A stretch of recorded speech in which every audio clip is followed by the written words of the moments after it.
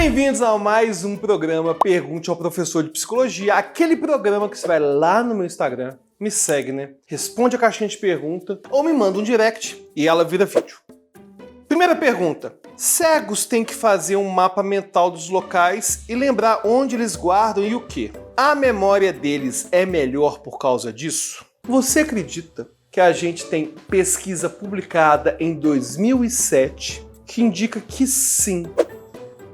Na verdade, os cegos, em geral, têm uma memória melhor para listas, eventos, do que pessoas que não são cegas. Isso é animador no sentido de que a prática pode sim levar à perfeição. É justamente esse uso contínuo que eles têm que fazer da memória, por não terem acesso à visão, que faz eles terem uma memória melhor. E apesar de intuitivamente a gente imaginar isso, já tem uma pesquisa de 2007 que indica isso. O link está na descrição.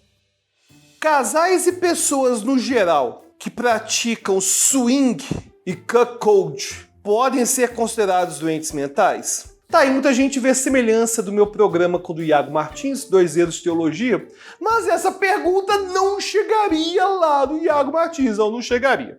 Uma pergunta bem interessante porque envolve, inclusive, críticas que a gente pode fazer ao chamado DSM, que é o Manual Diagnóstico Estatístico das Doenças Mentais, dos Transtornos Mentais. Bom, o que é swing? O que é cuckold? Swing é aquela prática que alguns casais têm, de muitas vezes serem até mesmo casados, e serem monogâmicos no sentido de ter um relacionamento romântico, mas que depois vão para certas festas, certos locais, grupos, e fazem trocas de casais e fazem sexo com outras pessoas, e depois voltam como se nada tivesse acontecido. Esse é o swing. E o cuckold, vou admitir que eu tive aqui que pesquisar, que eu não sabia direito o que era, é basicamente o homem que tem o fetiche de ver a sua mulher tendo relações sexuais com outros homens. E aí a pergunta que nos vem é a seguinte: peraí, pessoas que fazem swing, pessoas que fazem essa prática do cuckold, são pessoas que têm uma doença mental? Porque isso não é normal. Tá, vamos lá.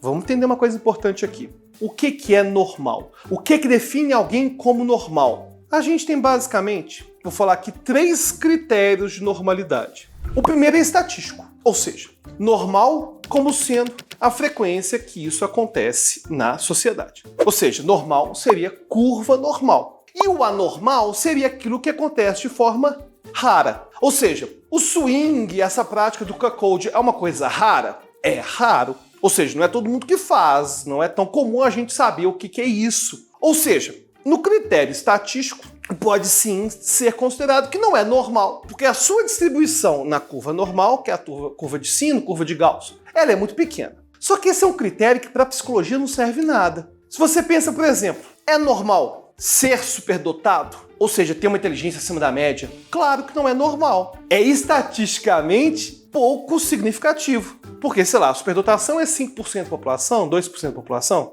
É normal alguém cantar bem? Não, não é normal. Ou seja, no momento que eu uso a estatística para falar o que é normal ou não é normal, na psicologia isso não faz sentido, porque eu tenho um monte de característica que é rara e que a gente considera positiva. Então esse primeiro critério de normalidade estatístico não serve muito pra gente e não vai servir pra gente falar dessas práticas sexuais. Aí tem um segundo critério, que é o critério moral religioso. Quando as pessoas falam isso não é normal, elas estão usando um código moral por trás. Tem um código moral, geralmente religioso, ou até mesmo filosófico, que vai falar o seguinte: peraí, isso não é certo porque isso é imoral. Então vai existir uma ideia, que inclusive é a ideia da maior parte das pessoas, que o anormal, o transtorno, tem a ver com aquilo que é imoral. E peraí, gente, a gente tem vários deuses, várias religiões diferentes, tem pessoas que não têm religião e vão ter seu código de moralidade. Se eu tenho tanto código de moralidade distinto, ainda que com certas conexões, eu não posso usar de critério de moralidade para falar do que é normal ou do que é anormal na psicologia. Então observa que esses 2 critérios, estatístico ou religioso, para falar de normalidade não me acrescenta nada. Inclusive, esse código de moralidade religiosa, ele é muito ruim quando a gente o coloca na psicologia, porque na religião é comum o imoral merecer punição. Por que você acha que tanta gente tem aquela ideia louca de querer espancar transexual, querer espancar homossexual? Por que você acha que vem isso? É porque para essas pessoas, o fato de a prática ser considerada imoral de acordo com a religião delas vai significar que tem que ter algum tipo de punição, algum tipo de sanção. É claro, não estou querendo dizer que todo religioso que é contra a homossexualidade por algum motivo vai sair espancando os outros. Claro que não. Mas até mesmo as pessoas que não agridem homossexuais acreditam que vai ter uma punição no inferno, ou enfim, não vai ser realmente salva depois do juízo final, do arrebatamento e tudo mais. Ou seja, existe uma ideia de punição associada com esse critério de normalidade religiosa. E esse critério, para nós que trabalhamos na área da saúde, não tem muita validade. Tá, então qual que é o critério de normalidade na psicologia, na psiquiatria? A gente não usa a palavra normal, não usa. Mas se a gente fosse criar um critério associado com normalidade, a gente usar duas palavrinhas importantes: disfuncionalidade e sofrimento. Então, se a prática causa sofrimento para si, sofrimento para os outros, e além disso, ela causa problemas para a pessoa desempenhar suas atividades diárias, a gente vai considerar que tem um transtorno aí. Então, se a pessoa, por exemplo, se envolve em práticas sexuais, em que ela coloca o corpo dela em perigo, por exemplo. Teve até aquele ator lá do Kung Fu, a Kung Fu Além da Renasce, enfim, uma série de Kung Fu antiga, que ele morreu por fazer práticas sexuais que envolviam asfixia. Se tiver errado, você pode me xingar no comentário aí que eu confundi alguma coisa, certo? Mas o ponto é que, se a prática sexual não causa sofrimento para nenhum dos lados, se essa prática sexual acontece com adultos maiores, responsáveis, capazes, e se essas pessoas levam a sua vida normalmente com essa prática, não tem o que a gente falar de anormalidade, falar de transtorno, nem nada disso. Inclusive, vou colocar um parêntese aqui, a gente tem um movimento importante na psicologia contra várias parafilias que existem no DSM. Se a gente pensa em pedofilia, se a gente pensa em zoofilia, é claro que tem algo de errado aí, isso não deve acontecer. Claro que a gente vai entender que é um transtorno. Tá, mas e podolatria? A pessoa que tem fetiche por pés, isso tem que ser um transtorno? Tá lá no DSM. Tem vários fetiches que vão estar no DSM considerando transtornos associados com a sexualidade, que são as parafilias. E tem muita gente que critica isso no DSM, porque peraí, se a podolatria ou voyeurismo, se não tá envolvendo o sofrimento de ninguém, esse cuckold, o cara gosta de ver a mulher dele transando com outras pessoas. Esse voyeurismo dele, se não causa prejuízo pra ninguém, se tá de comum acordo, e se ele continua trabalhando normalmente, tendo as atividades dele do dia a dia, não há o que se falar em transtorno sexual, parafilia, transtorno mental. Beleza? Então, resumindo, a gente não pode falar que essas práticas sexuais são realmente um transtorno mental. Não faz sentido falar isso se não tem nenhuma disfuncionalidade pro dia a dia e não tem sofrimento. Agora, antes da próxima pergunta, tem que te lembrar de curtir o vídeo, né? Pelo amor de Deus, né? Custa nada. E quando você curte o vídeo, você está mostrando pro algoritmo que esse conteúdo é relevante. Então, curte o vídeo e se você já está inscrito, já ativou o sininho, valeu demais. Como ter certeza de que nossas memórias são verdadeiras? Sabe quando que a gente vai ter certeza disso? Nunca. Sabe por quê? Existe um processo chamado processo de reconsolidação da memória. A nossa memória é reconstruída o tempo todo. Inclusive, tem um paradoxo bem interessante envolvendo a memória. O paradoxo é o seguinte: para me lembrar de alguma coisa, eu tenho que repetir. Você já deve ter percebido isso, né?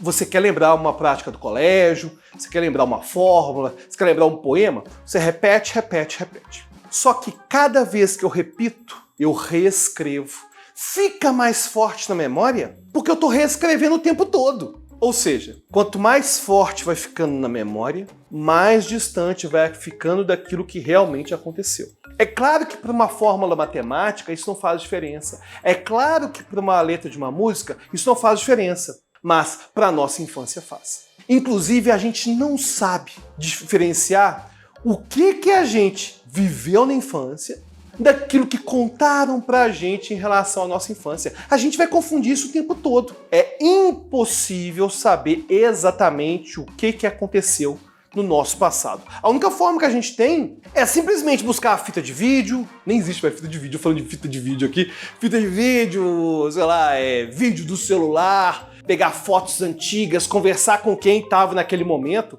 E, inclusive, olha que interessante, é comum às vezes a gente falar: ah, se lembra daquela viagem que a gente fez para Cabo Frio? Cabo Frio não, a gente foi para Arraial do Cabo, não foi Cabo Frio não. Pessoas que estavam na mesma viagem vão criar às vezes pequenas discussões envolvendo se aquilo foi naquele local, se não foi, o que aconteceu, o que deixou de acontecer. Então a gente nunca vai ter certeza sobre o que realmente aconteceu no nosso passado. A pessoa nasce homossexual ou é um comportamento aprendido? Olha só, de verdade mesmo, ninguém sabe exatamente. A gente tem um vídeo aqui falando da neurociência da homossexualidade. O que a gente sabe é o seguinte: existe uma influência grande nos hormônios pré-natais. Ou seja, a gente tem algumas evidências, e eu comento isso no vídeo, se você quiser depois assiste lá com mais detalhes, que os hormônios que vão ser liberados durante a gestação vão ter alguma conexão com a pessoa se tornar homossexual ou transexual. Só que, na verdade, o ser humano, gente, é um ser biopsicossocial. Ou seja, vão ter elementos que são genéticos, vão ter elementos que são biológicos, que não é a mesma coisa que genética, e vão ter elementos que são sociais.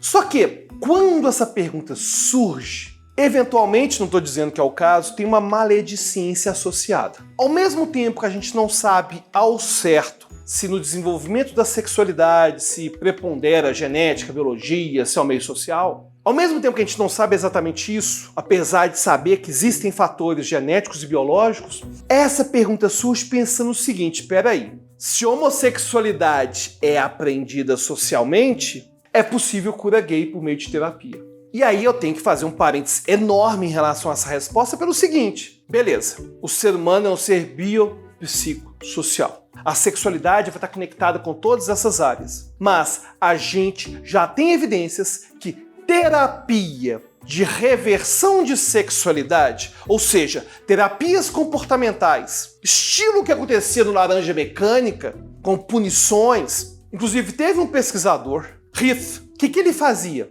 Ele chegou a fazer quase igual Laranja Mecânica. O cara era homossexual, abriu a cabeça dele e começou a estimular zona de prazer quando essa pessoa via mulheres, para esse cara que era gay se transformar em heterossexual. A gente tem muita, mas muita evidência que essas terapias de reversão de sexualidade causam muito mais transtorno do que bem. A gente tem já evidências que pessoas que querem fazer cura gay, que elas têm ideação suicida. Peraí, então eu não sei realmente se a sexualidade vai ser biológica, genética, social e qual vai ser o nível de cada uma delas. Mas a gente sabe bastante. Querer reverter isso faz muito, mas muito mal para a saúde mental dessas pessoas. O ideal é a gente respeitar a sexualidade de cada pessoa. E aí, respondi a sua pergunta? Não respondi? Pode ter que me seguir no Instagram, né? Me segue no Instagram e lembre-se, se você quiser conversar diretamente comigo, tem que virar apoiador, né? Clica no link da descrição, participe da nossa campanha do Apoia-se. E lá você vai ter acesso ao nosso grupo secreto do Telegram e vai conversar diretamente comigo, com toda a nossa comunidade. Até a próxima.